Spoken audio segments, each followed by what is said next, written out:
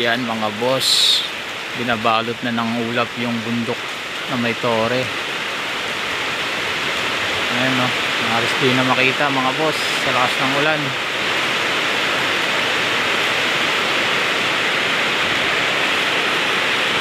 Ito nga pala yung bakanting warehouse namin sa kabila. Kasi kalahati yan mga boss, hinati yan. Ayan no,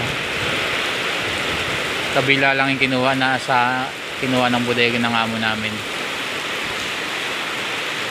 Ayan yung kapitbahay din namin kabila, dyan Japan.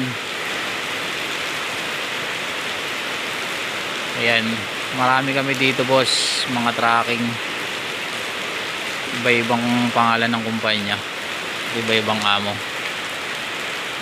Sa taas kami ng bundok.